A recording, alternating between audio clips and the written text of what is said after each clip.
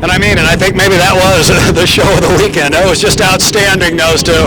Those two proved they can handle their race boats.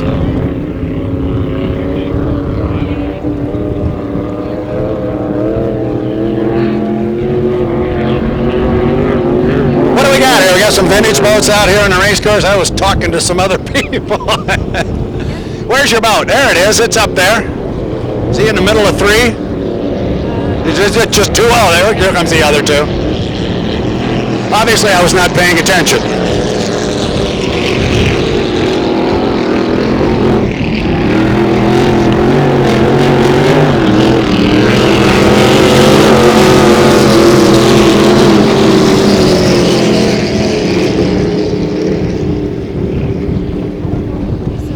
I want to thank you guys for bringing that Annie's Dodge out here. I could sit here and watch that boat run all weekend. I love that thing.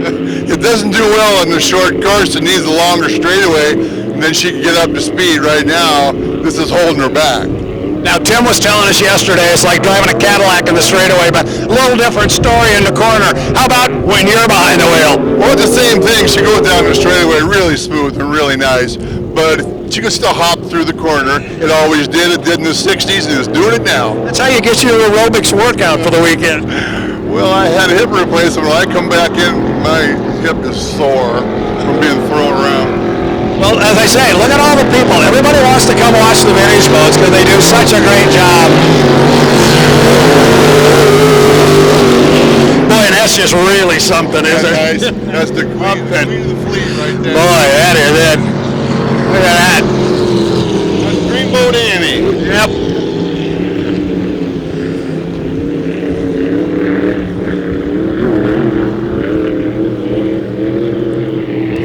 You see that big rooster tail on the outside there, Marion Bluger.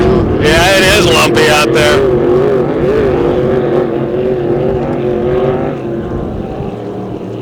Well, just make sure you bring Annie's Dodge over to Lake Patera. She got a little longer chute there. You can open her up. It really does. And that thing throws such a big wall of water off the rear end of that boat. It's just fun to watch. Same hull coming by right here.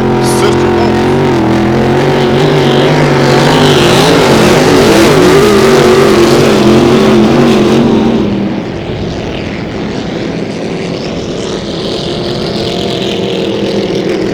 Takes us back to the little kid in all of us. Anybody who watched boat racing in the Pacific Northwest and of a certain vintage, this just really does something to you. Can only beat that horse so much, but man, it's true.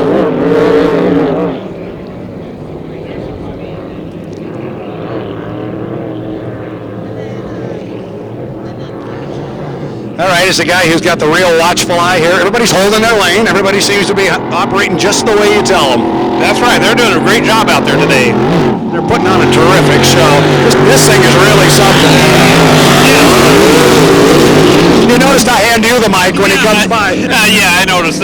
Yeah, he's put a real good package together with that thing. It's very impressive.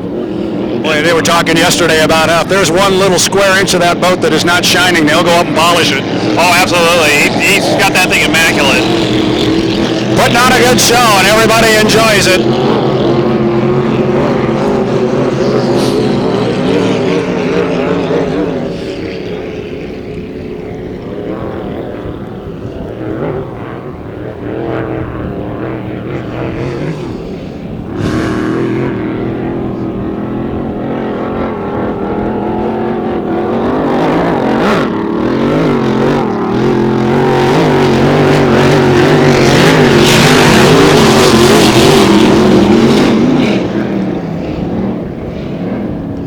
Talking earlier about the difference between conventional and cab over. I guess never is that more apparent, you know, talking to the guys there standing, than the Annie's Dodge and the Marion Bluegrass. The Annie's Dodge, the third boat up there in the corner, and then Marion Bluegrass going up the backstretch.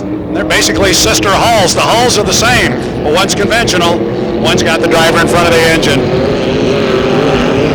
Boy, and these two guys, those two boats have run side by side the entire weekend. They'll probably drive home alongside each other.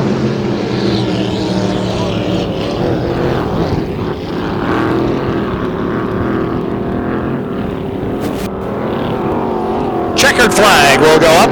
Miss Marion Bluegrass, world straightaway record holder, 1968. Tell you what, back in the day, that was state of the art.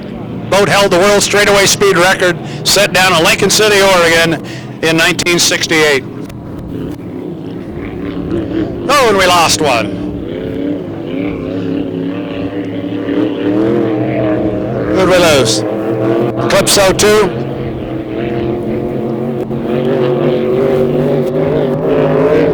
Who's that Fred Wickens agitator, Holly? He's getting a rough ride coming off that corner.